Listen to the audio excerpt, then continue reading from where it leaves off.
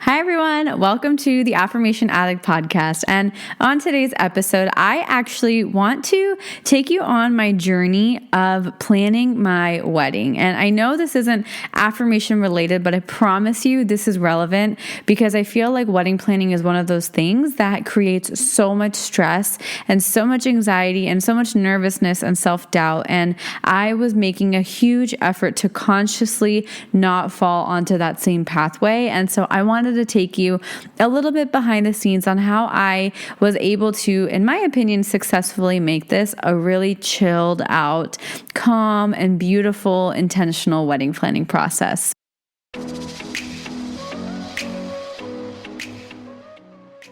You're listening to the Affirmation Addict podcast with Payal Agarwal. This podcast will teach you about the power of affirmations while making manifestation easy and accessible for you in order to enhance your spiritual consciousness. Thank you so much for being here, and I'm so excited to dive into today's episode. Actually, wait, before we get started, I wanted to check with you. Have you heard about my new app? It's called Affirm It, and it's your one-stop shop for all things affirmations, manifestation, and self-healing. I really have been wanting to create something for you that truly empowers you to realize that you genuinely have everything you need within you. You don't need me. You don't need any other coaches. This app genuinely has everything you need to get that life that you've been trying to manifest. And it has gentle daily reminders, guided audio affirmations, sleep affirmations, affirmation reminders, and so much more good information, good energy, and so many things that I know will help you manifest your dreams. Because I'm so grateful for you, I'm actually offering you a free 7-day trial. And this is a genuine 7-day trial. That means you don't have to type in your credit card. You won't be automatically charged. There's no ads, and you get complete access to the app as if you've already subscribed to it. So if you do want to learn more about the app, head over to affirmation-addict.com/app, or if you're ready to dive in, head over to the iTunes App Store and search for Affirm It. The Android version will be coming soon, and as soon as it's ready, I'll be sure to let you know. Now we can officially dive into today's episode.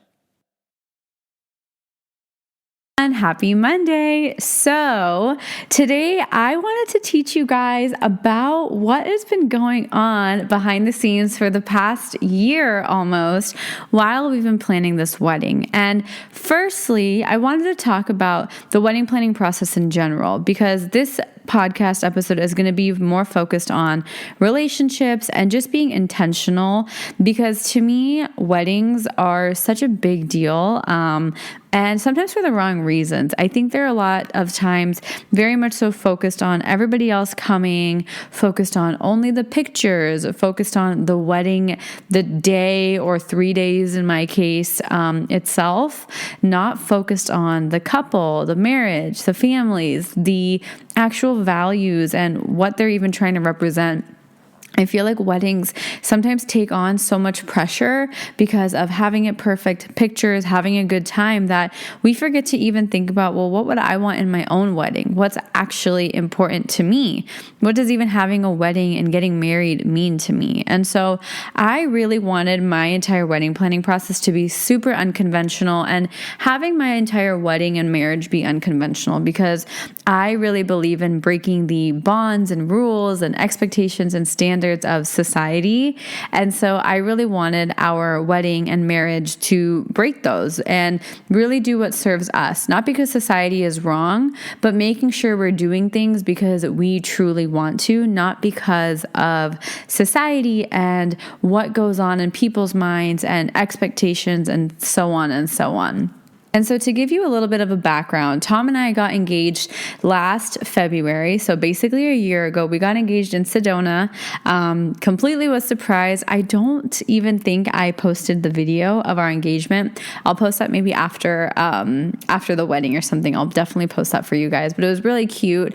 He basically was like, hey, let's take some pictures. And he started doing this thing where he takes a video while we're taking pictures. And so we were just posing for cute pictures. And then one of them them, he got down on one knee and proposed to me. And we were in a really beautiful getaway in Sedona, and the energy was awesome. And it was a really fun trip, like a perfect place for me because it is such a spiritual place. So it was so, so special. And I know I just really quickly gave it, just kind of really quickly talked about it, but that does not shorten how beautiful and amazing it was and how much it meant to me on a personal level.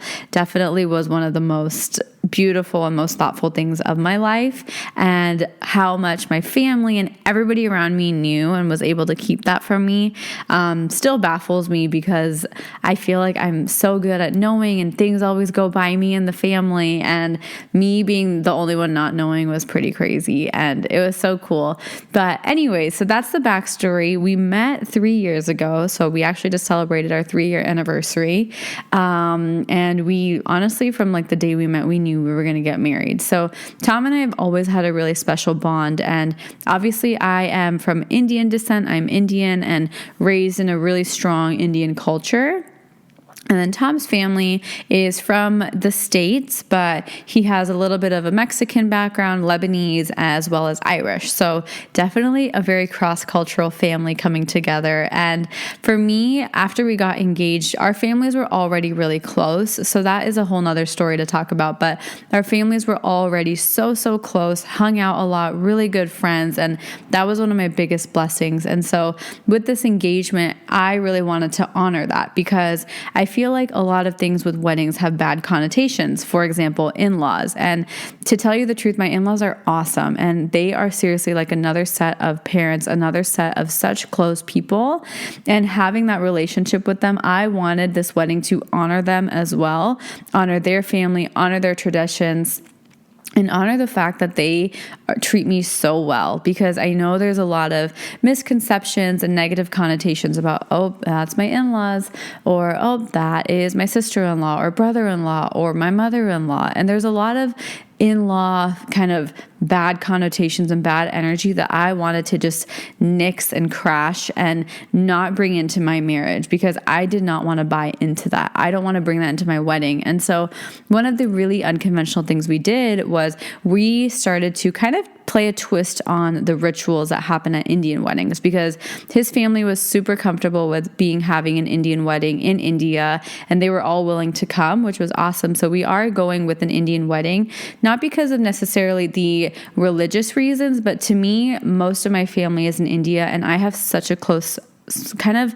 bond with India. I've always wanted to get married there. And so basically, they were super comfortable with it, and I wanted to bring kind of like an American style wedding to India and have it be like a destination wedding for everybody who attends. So if you're from the States, it's different because it's obviously in India, but if you're from India, it's different because it's not so focused on the traditional wedding rituals, but more so focused on the couple and the marriage and different things like that. So that was a really big goal of mine, was to bring in a lot of our beliefs as a couple and as families into the wedding, and not just focusing on religion or religious practices, but more so spirituality and oneness and wholeness.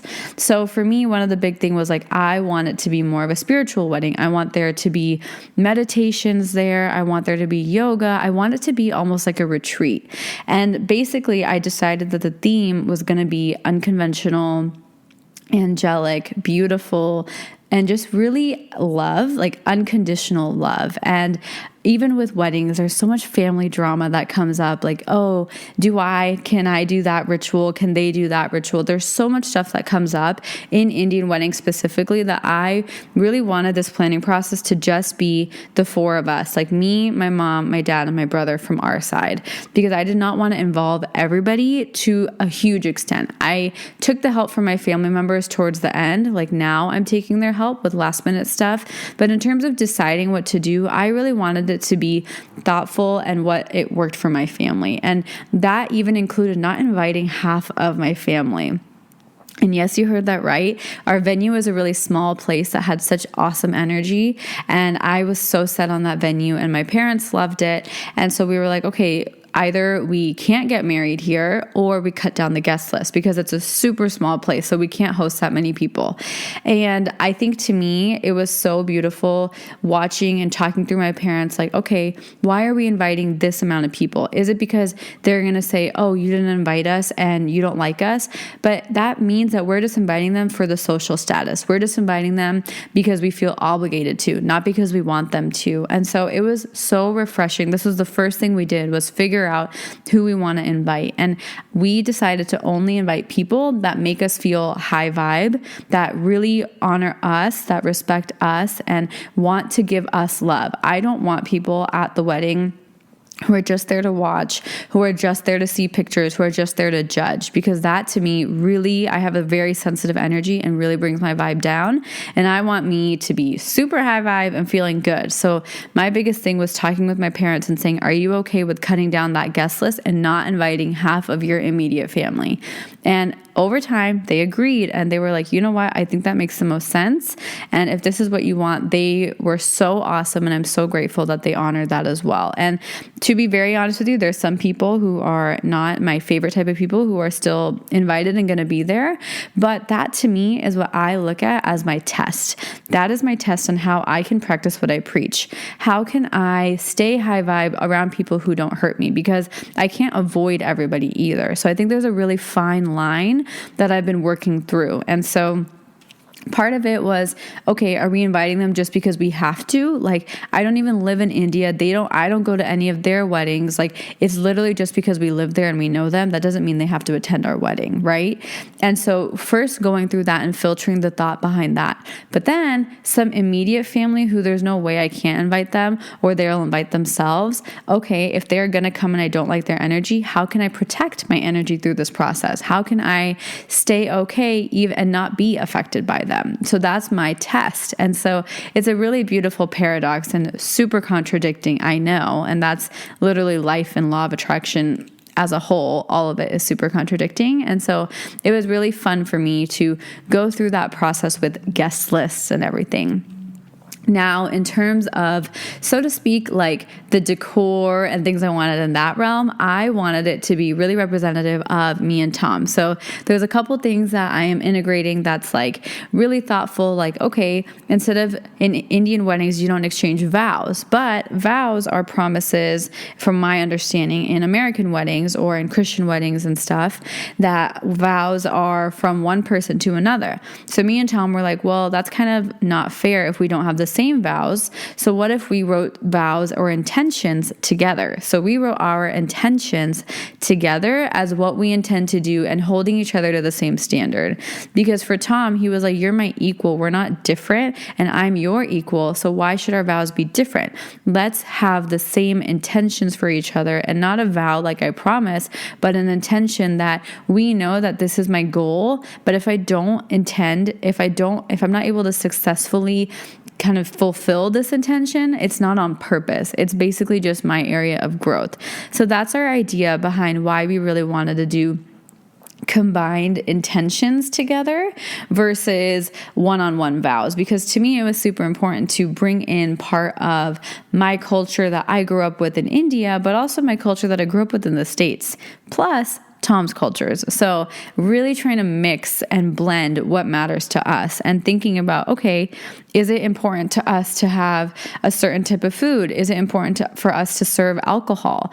And for me, as you guys know, I have not been drinking at all. I have not been consuming alcohol because it hasn't been serving me.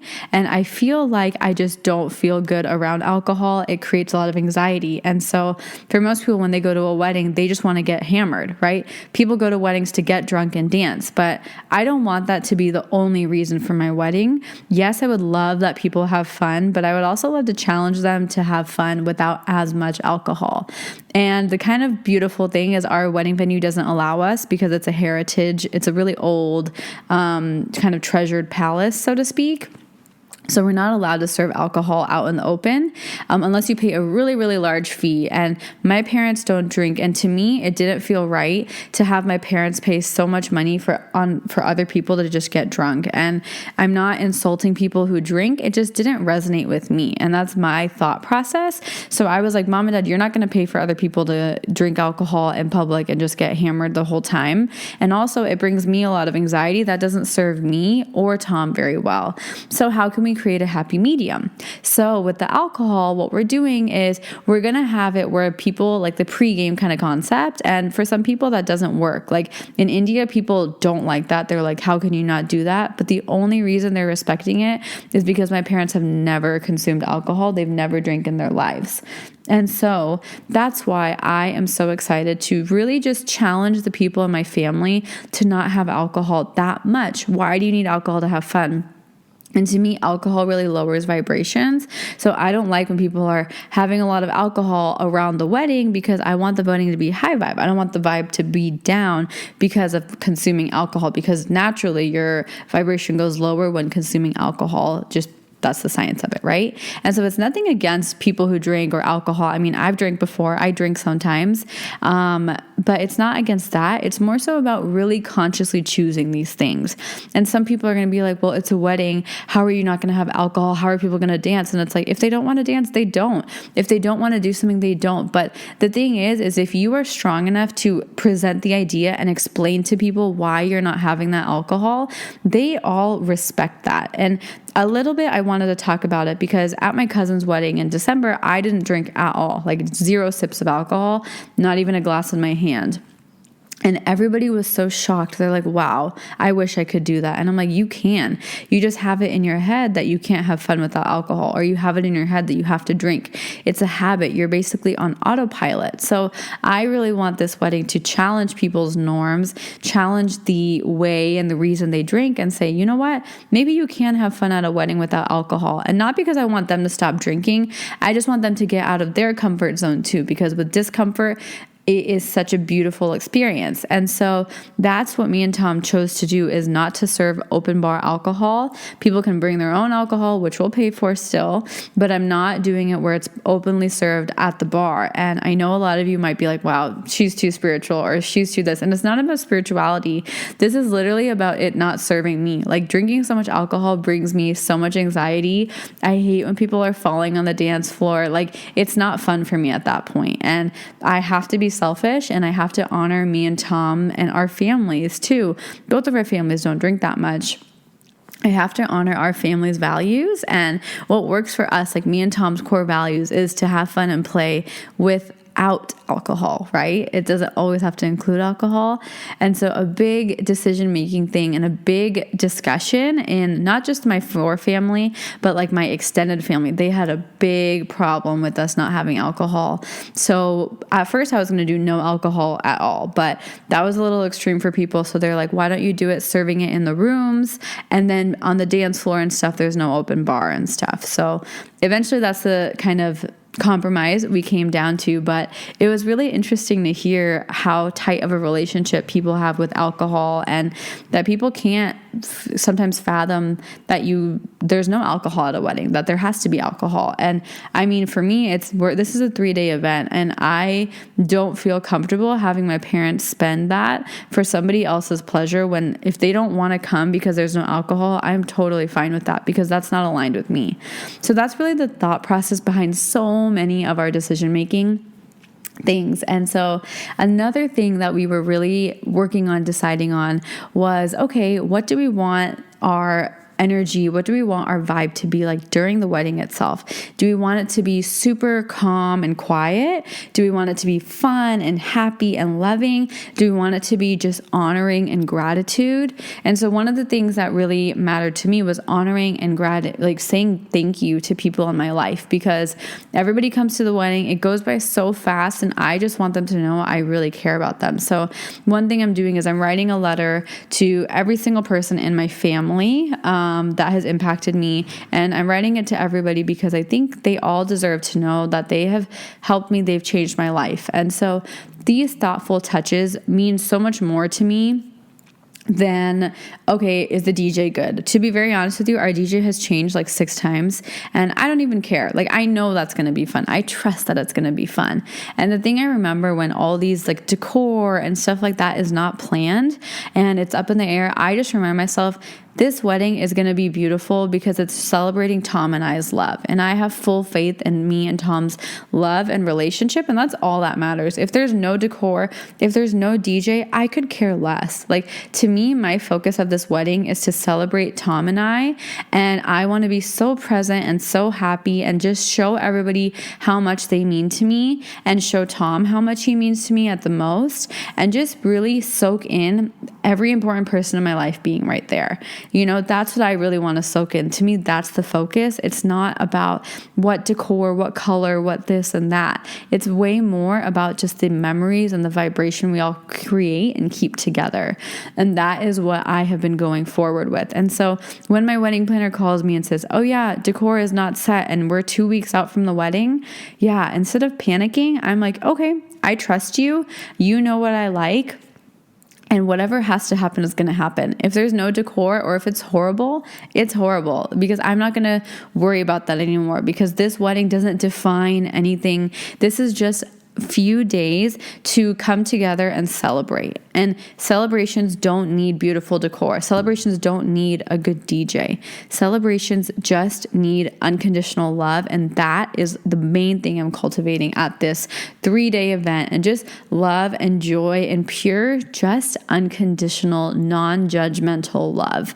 That's the biggest thing that's been guiding me through. So whenever you are feeling stressed and whenever you are feeling nervous about something and there's so many unplanned things, moving pieces, just remember what's the main focus. Whether it's your wedding and you're also planning a wedding, or whether it's a big project or a big presentation, what is the true focus? What is the end goal of that? What are you trying to feel? You're either trying to feel accomplished, you're trying to feel in love, you're trying to feel whole, you're trying to feel ready for a promotion, you're trying to feel like you did a good job, right?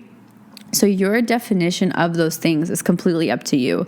My definition of a beautiful wedding could be having picture perfect decor, or it could just be having a great time.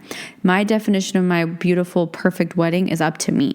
So it could be fully based on physical elements, or it could be based on emotional elements. And the thing that's helped me the most is focusing on the emotional elements, because that intention and energy plays such a strong role, way more than those physical elements. So whatever you're working on, whatever big thing is coming up for you, try focusing on the emotional aspect of it instead of trying so hard to focus on the physical and the looks and feels of it. Focus on the vibe you want to create. That vibe, that energy, that emotion is so strong and can be felt, and all other things seem to be irrelevant when that vibe is really high.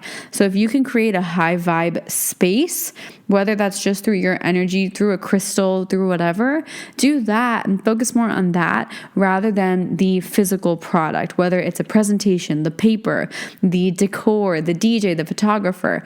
Figure out what matters to you on an energetic, vibrational, and emotional level. So that is a little bit of a sneak peek into wedding planning, how I have tried to stay calm. I know I have not shared as many details. I haven't shared what I'm wearing, when I went to India, when I'm going to India. I haven't shared all that stuff for privacy purposes, but I will definitely be sharing more of those things after the wedding, after it's all revealed, because I am going to be taking you guys along the journey with me. I'm going to be hosting a virtual wedding, so I will be having people posting for me, maybe going even live for some of the events during the wedding. I will be having somebody behind the phone. I will not be on the phone, but somebody else will be to capture and just bring you guys along for the journey, because you guys are my family and I want you guys to be part of this energetically, vibrationally, and you mean so much to me. So I hope that excites you guys, and it's just something that realizing that what details matter are the bigger picture. And for me, my bigger picture is my marriage. This wedding is just 3 days out of the rest of our lives, and focusing on that and just remembering that we should have fun during these 3 days rather than, oh my gosh, is this picture going to be there? Are we going to have this moment?